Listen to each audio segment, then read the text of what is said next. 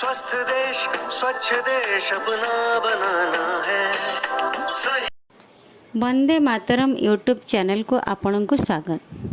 Cuttack urban शिशु विकास प्रकल्प अधीनस्थ रामगढ़ अंगनवाड़ी केन्द्र रे राष्ट्रीय पोषण मास महासमारोह पालित होईछि।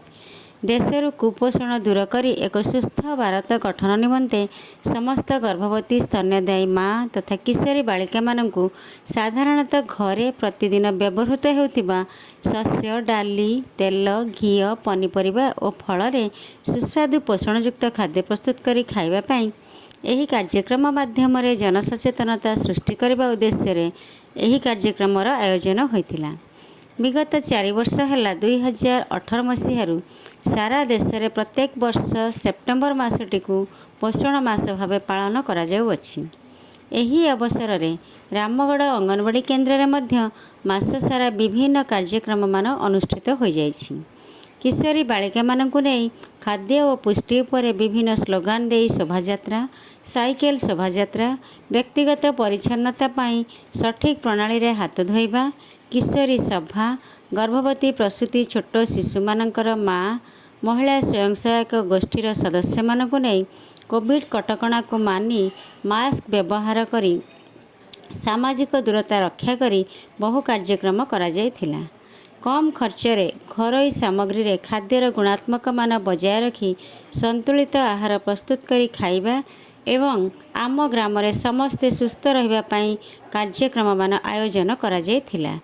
एहा मध्यरे एक पोषण बगीचा मध्य अंगनवाड़ी केन्द्र प्रांगण मध्यरे करा जाई सेथिरे विभिन्न प्रकार फल पनीपरिबा एवं औषधीय वृक्ष मान लगा जाई सेगुड़िकर जत्न निया जाइछि। सेप्टेम्बर 18 तारिख दिन एही पोषण मास पालन अवसर रे अंगनवाड़ी केन्द्र रे विभिन्न प्रकार सुस्वादु पोषणयुक्त खाद्यर एक कैंपेन आयोजन करा जायथिला। एही कार्यक्रम रे विभिन्न प्रकार कंचा शस्य फल परिबा साग और डाली रे विभिन्न प्रकार साजसज्जा करा जाई अंगनवाड़ी केन्द्रटी को खूब सुंदर भाव में सुसज्जित करा जायथिला।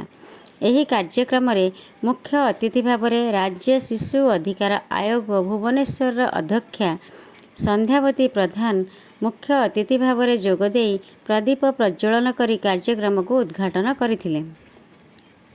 राज्य शिशु अधिकार आयोग सदस्या दिव्या शाश्वती एवं कटक जिला समाज मंगल अधिकारिणी श्रीमती निरुपमा बेहरा सम्मानित अतिथि भाव में योगदान करी गर्भवती प्रसूति छोट शिशुक माँ एवं किशोरी बालिका मानक सह आलोचना करी सेमानंकु स्वास्थ्य एवं खाद्य पुष्टि उपरे उपादेय परामर्श मान देइथिले।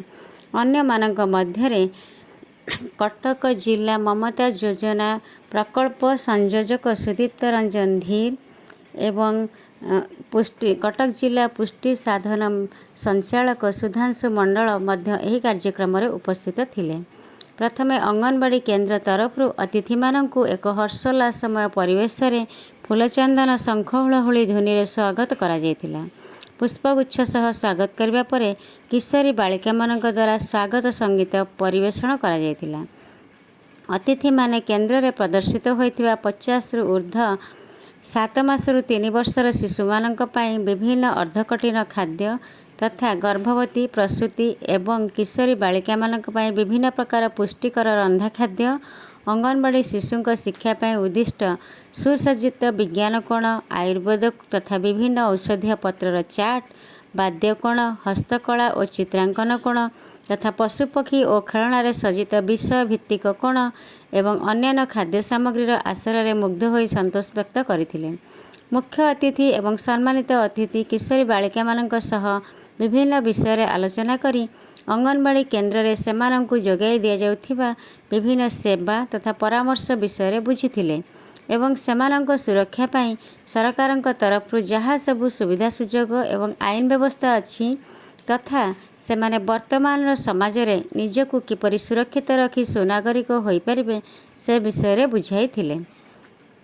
देश को कुपोषण मुक्त करी एक सुस्थ समाज गठन निमंते दृढ़ परिकर हेबा पई अंगनवाड़ी कर्मी ज्योत्स्ना राणी सिंह आह्वान देथिले।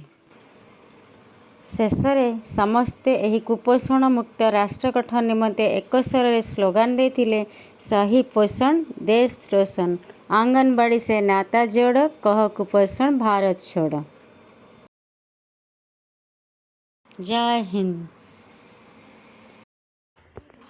गारे स्वागत गीती बजा शंख महुरी पूज्य अतिथि आगमने धरा पूज्य अतिथि आगमने धरा गौरवे उठु भरी